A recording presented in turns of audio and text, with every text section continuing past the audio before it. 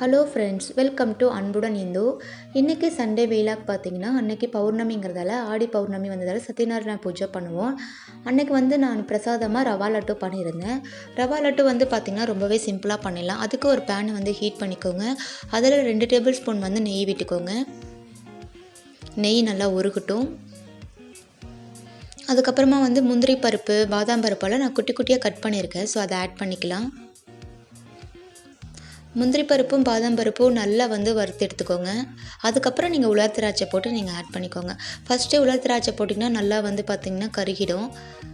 So முந்திரி பருப்பு நல்லா ஆட் பண்ணதுக்கப்புறம் நான் உலர் திராட்சை ஆட் பண்ணியிருக்கேன். உலர் திராட்சை பபிள்ஸ் வந்தால் மட்டும் போதும். அதுதான் பதம்.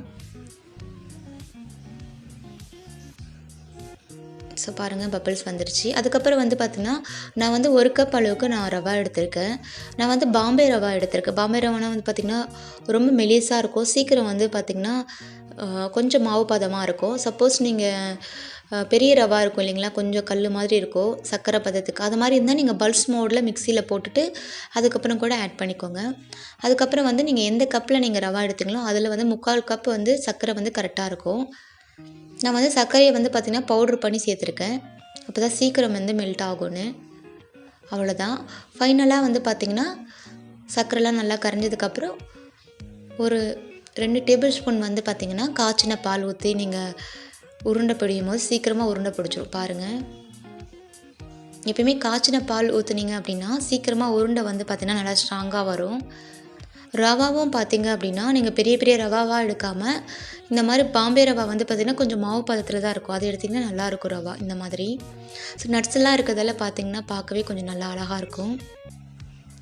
அதுக்கப்புறம் பார்த்திங்கன்னா பூஜை ரூமெல்லாம் க்ளீன் பண்ணிவிட்டு நான் சத்யநாராயண பூஜை ரெடி பண்ணினேன்.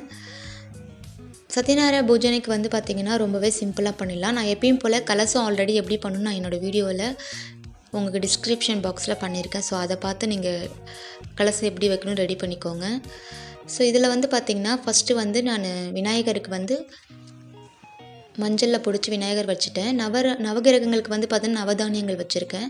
ஸோ சத்யநாராயணருக்கு இந்த மாதிரி ஒரு ஃபோட்டோஸ் இருக்கணும், சத்யநாராயணனை காட்சி அளிக்கிற மாதிரி. அதுக்கப்புறம் கலசம் ரெடி பண்ணிட்டு நான் பூஜை சிம்பிளாக முடிச்சுக்கிட்டேன். ஸோ ஆடி பௌர்ணமி பார்த்திங்கன்னா ரொம்பவே ஸ்பெஷலுங்கிறதால நாங்கள் எவ்ரி பௌர்ணமி பண்ணுவோம் இந்த பூஜை. இன்றைக்கி நான் சிம்பிளாக பார்த்திங்கன்னா முடிச்சுக்கிட்டேன். ஃபஸ்ட்டு நம்ம விநாயகருக்கு பூஜை பண்ணோம், நெக்ஸ்ட்டு குலதெய்வ பூஜை, அதுக்கப்புறம் நவகிரகங்கள் பூஜை, அதுக்கப்புறம் பார்த்திங்கன்னா நம்ம கலச பூஜை, கடைசியாக சத்யநாராயணருக்கு தீபதூப ஆராதனைலாம் காட்டி இந்த பூஜையை ஃபினிஷ் பண்ணணும். இதுதான் ப்ரொசீஜர். கடைசியாக பார்த்திங்கன்னா நீங்கள் நான் சொன்ன மாதிரி ஆழம் கடைச்சி எடுத்துக்கணும். ஆழம் எடுத்துகிட்டு கலசத்தை நீங்கள் இது பண்ணிடலாம். ஸோ இதில் யூஸ் பண்ண எதையுமே நீங்கள் வேஸ்ட் பண்ணாமல் மறுபடியும் ரீயூஸ் பண்ணிக்கணும். அரிசியை நீங்கள் பொங்கலுக்கு யூஸ் பண்ணிக்கலாம்.